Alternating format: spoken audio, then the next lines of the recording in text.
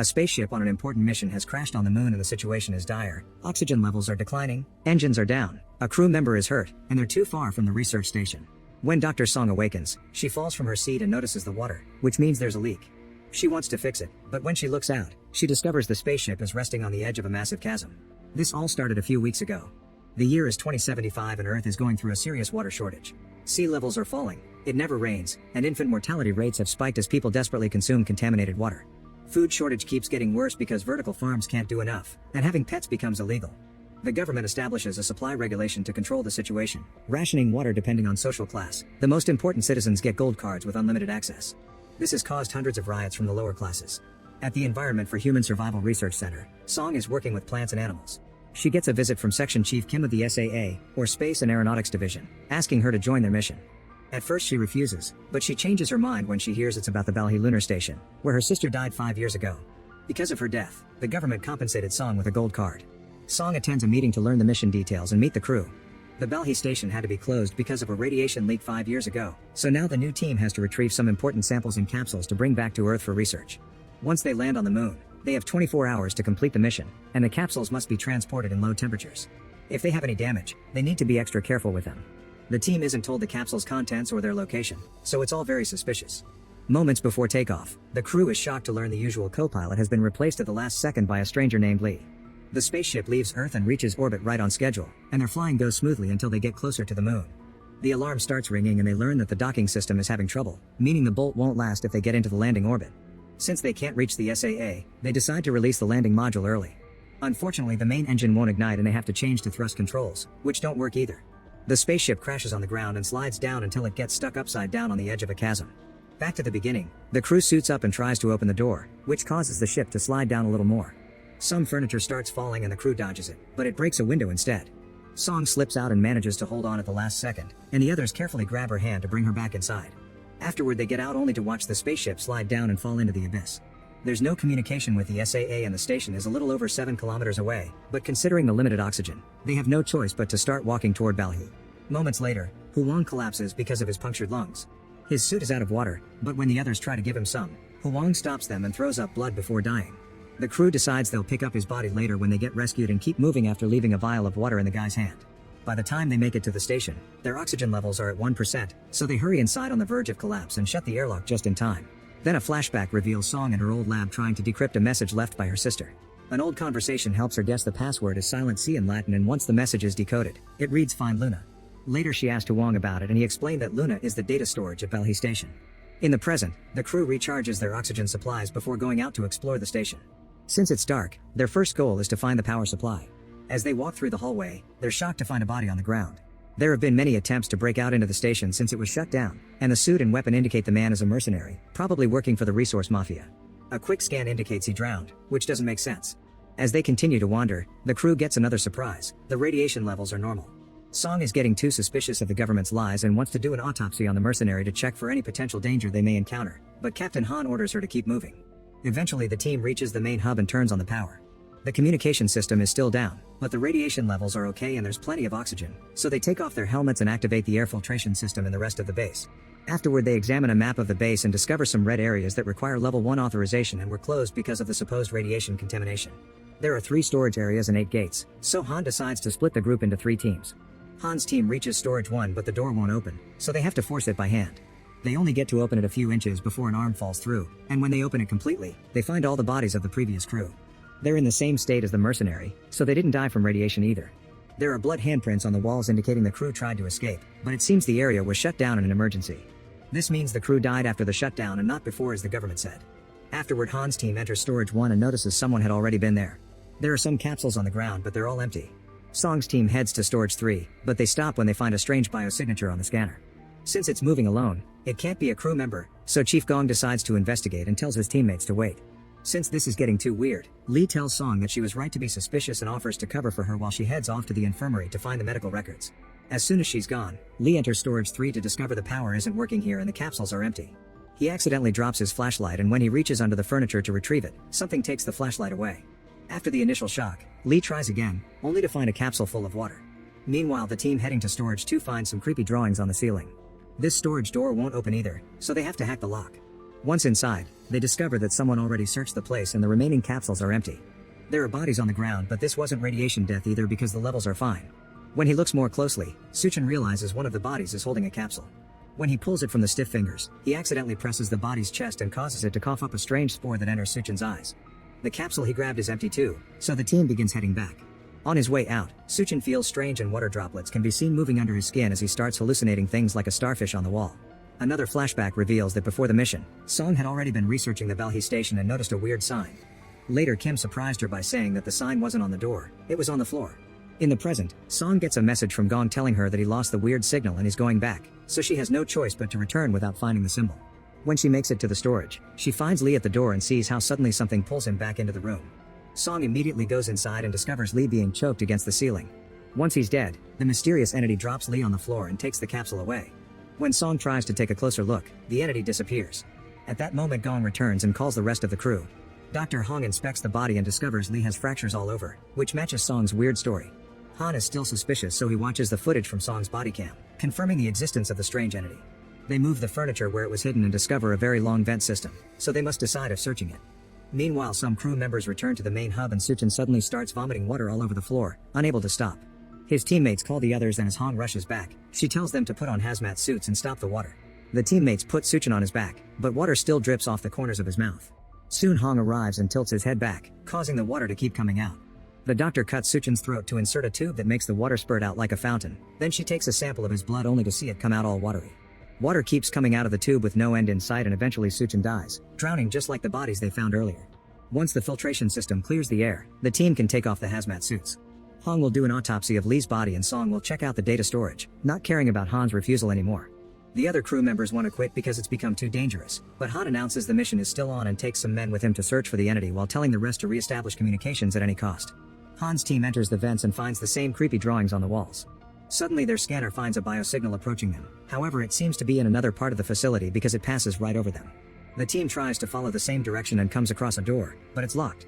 At that moment they get a call from the men in the main hub saying they made progress with the comms, so the team decides to go back. Meanwhile, Suchin's body is taken to the infirmary, where Han begins opening him up. Song checks the medical records, but they're all locked, so she goes to gather tissue samples from the other bodies. Minutes later, while Song is working, she thinks she's found the body of her sister, but when she checks the tag she notices it's a different woman with the same surname. Afterward, Song returns to the infirmary, where Han confirms that the body was filled with water from the inside with no signs of external damage. Song mentions the other bodies had similar symptoms, and when she checks the samples, she discovers the previous crew were in perfect health when they died, with no signs of virus or bacteria. Not to mention Suchin's blood appears to hold a separate layer of something unrecognizable. Back to Han, he learns from the others that they need to fix the digital unit. Usually the elevator would take them there, but it's out of order so someone will have to climb down, which is very dangerous. Han volunteers to go, and when he stops by to inform the doctors, Song shares a theory. The creature didn't hurt her and is familiar with the internal base structure, so she thinks it may be a survivor. However, Han thinks it isn't possible. Afterward, Song and Hong examine the vomited water and notice it's distilled. It seems the water itself could be the virus, probably extraterrestrial, and it could be the solution to the drought on Earth. It's not in the air, so something happened 5 years ago that made it spread among the old crew. At the chasm, Han starts carefully descending to reach the unit. Suddenly the elevator starts moving on its own and the computer controls are unable to stop it. Han holds on tight and moves out of the way just in time, so the elevator keeps going and disconnects Han's rope in the process. Then it crashes into the station, causing the power to go out only to return a second later. Then the crew begins lowering the rope again, but Han asks them to throw the whole thing off because the elevator is now falling. Moving quickly, Han connects the rope to one of the shafts and dodges the elevator again, but this time his body bounces against the metal and his oxygen system is damaged. After dreaming of his sick daughter back on Earth, Han decides to keep going instead of returning and successfully finds the unit. He quickly changes a panel so the team can reboot the system, then he passes out. Thankfully, the crew quickly saves him and brings him back, but they have bad news. The comms still aren't working. The computer is completely functional, yet for some reason there's no signal. Suddenly they detect an unknown signal coming from Storage 3, so they go there to investigate. The room turns out to be empty, but when they check Lee's body, they find an old communicator indicating he's a rogue agent. Using this communicator, they manage to make the comms work and get in contact with Director Choi of the SAA. After Han updates her on everything, Choi orders him to concentrate on finding the intruder, and Han asks for the codes to access the restricted areas. He also points out Choi isn't surprised by anything he mentioned, so he suspects she knows more than she lets on. Meanwhile, Song wanders around the station and finally finds the door with the sign on the floor, but she can't open it without the right code. She returns to the lab and decides to try a new test. She drops some blood on a sample of vomited water, and it immediately starts multiplying at an amazing speed. They immediately hit it with extinguishers and all the drops instantly freeze, confirming that the water can only multiply as long as its host is alive. Song rushes to see Han, announcing the sample they had to pick up has always been water and accusing Han of knowing everything. A flashback reveals what Kim and Choi told Han before the mission. Song's sister Won-kyung had found water on the moon, so the Belhi station was built to study it. Han tells the others of this and says he kept the secret to protect them from moles like Lee, but Song immediately corrects him. She points out the lunar water is what killed everyone because it can't be controlled, but the government is hiding that information because they probably want to commercialize it without caring about the consequences. Then in private, Song tells Han that her sister wanted her to be there and asks him for the access codes. They go to the door with the symbol, and after Han removes their body cams, he uses the code to finally open it. The walls are covered with the database, and on a hatch on the floor, they're shocked to see some leaves. When they open it, they discover a long tunnel covered with plants. Song and Han immediately bring the rest of the crew and they agree to go investigate. While E2 stays by the hatch to guard it, the others carefully climb down and find multiple storage rooms filled with plants. They also notice this area isn't on the map. Eventually they find a control room with tons of sample capsules, including a broken one on the floor from which all the plants grew out. The team begins gathering capsules to take back, and Han notices something moving among the vines. Other crew members notice something in the hallway only to suddenly scream and run away. The creature tears off E1's arm to steal his capsule, so Sun shoots it to make it drop the sample.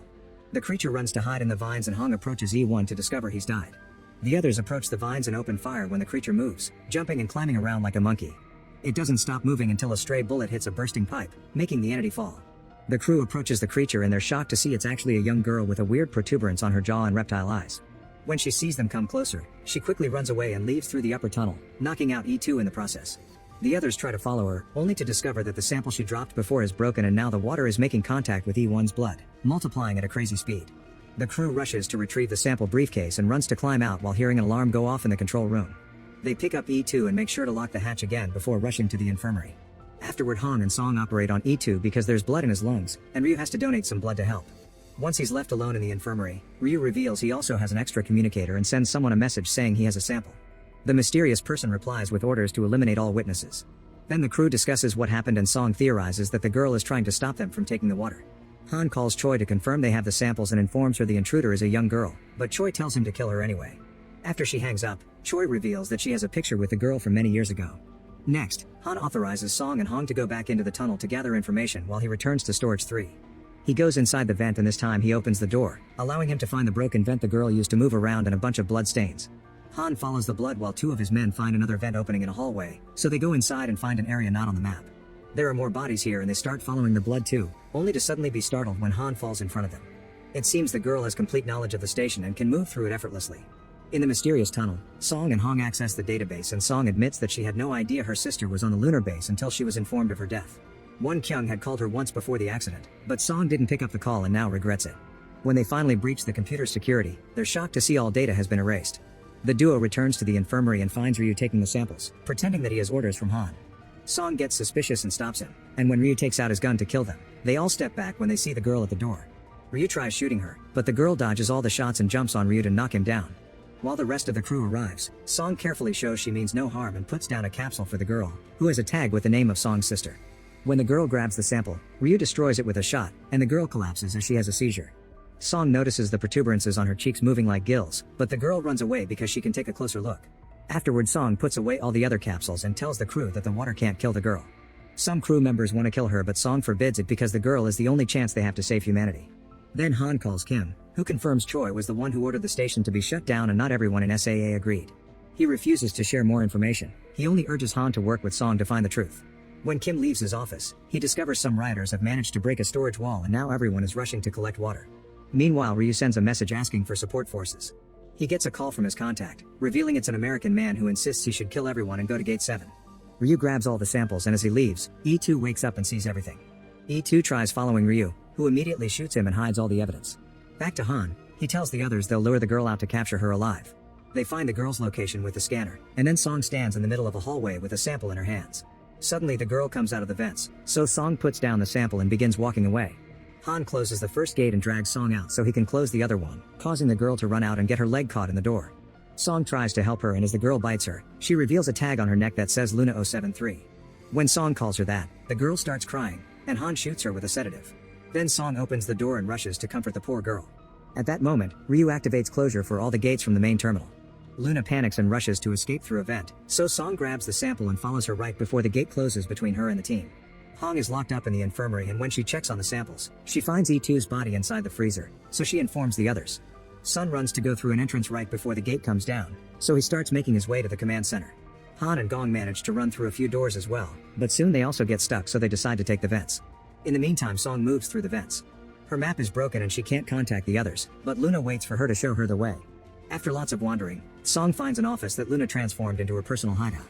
There are drawings on the walls, a bunch of capsules, and pictures of the old crew including Won-kyung. Song shares some candy with Luna, and after the girl falls asleep, Song finally finds the missing data brick.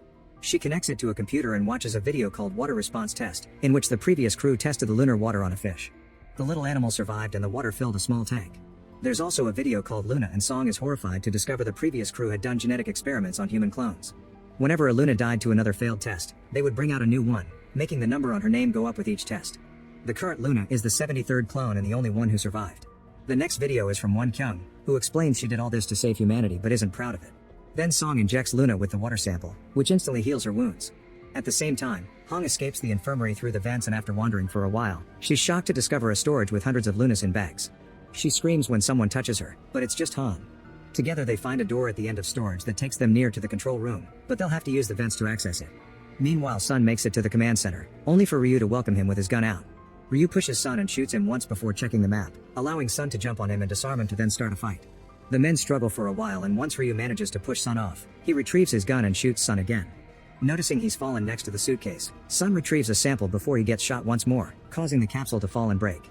Ryu locks Sun up and watches how the water starts multiplying with his blood. Sun gets infected, and after hallucinating a starfish, he starts throwing up huge amounts of water before drowning to death. Then Ryu tries to turn on the air filtration system, only to discover an anomaly in the pressure system. This is caused by the water in the plant rooms, which has spread and flooded the area.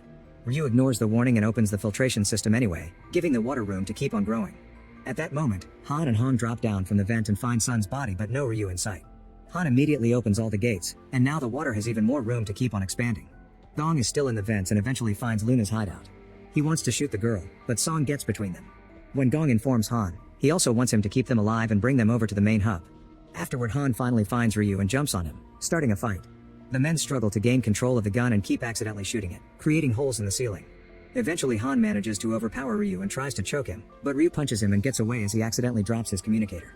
At that moment, the filtration system gives in and water begins sprouting out of all the vents, leaking out of the base and freezing under space's cold temperature. The water also begins to dribble through into the hallways and creates a wall between Ryu and Han, giving Ryu the chance to escape. Then a flashback shows the incident 5 years ago. Everyone was working normally when suddenly the alarm started ringing, so the crew ran to evacuate while the water found a little seed on the floor, instantly making it grow. The computer kept closing the gates and not everyone made it out on time. Others found the hallway blocked by guards who would shoot at them to keep them back while the gates closed. In the present, the water is starting to flood the station. The crew reunites in the medical bay and discusses how to proceed. Suddenly Song starts feeling sick and runs to lock herself up in another room, not wanting to infect the others. Then she starts vomiting water and passes out as she sees herself drowning. But while thinking about her sister, Song sees a light and starts fighting against the water. Minutes later, Song is shocked to wake up in the infirmary. Hong theorizes that Luna's bite filled her up with antibodies. Then Han and Gong read Ryu's messages and call Kim, who confirms the SAA rescue ship has detected a second spacecraft approaching the base. Song wants to know what will happen to Luna, and Kim explains she'll be taken to the Ministry of National Defense and the government will continue with the experiment. Song refuses to bring the water back to Earth, and Han reveals he asked Kim to gather the other officials to go against Choi, but Kim explains nobody wanted to join him because Choi is powerful. After the call ends, Song says they should go to the International Institute of Space Biology because it's a safe and neutral space station where they can buy time to make a better plan. Meanwhile, Ryu wanders around the station as he starts to hallucinate because he's infected too, seeing the people he killed blocking his way while the water continues to leak through crevices. Back to the crew, Han manages to gain Luna's trust because she sees the sticker his daughter put on his badge. This allows Han to put a tracker on her ankle just in case. Then the team starts making their way out, but Luna suddenly drops to the ground and hears the water flooding the hallway under theirs. Panicking, she runs in the opposite direction and the crew follows her right before the water reaches their hallway too.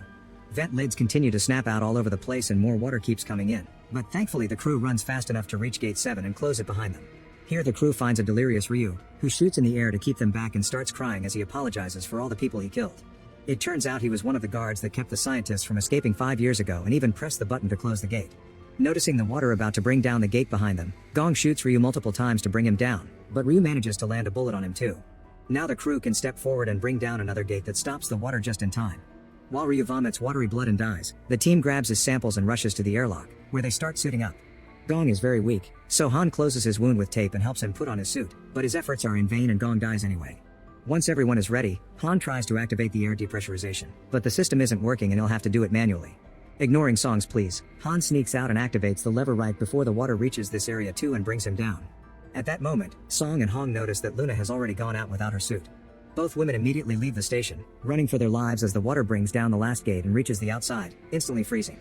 Afterward, both women go looking for Luna and find her watching Earth. It seems she doesn't need oxygen to live. Nearby, the water drops Han's body, and when Luna approaches him to try to return the badge, he dies crying for his daughter. Then finally a rescue shuttle comes to pick them up. Thanks for watching. Make sure to subscribe and turn on notifications so you can watch more videos like this.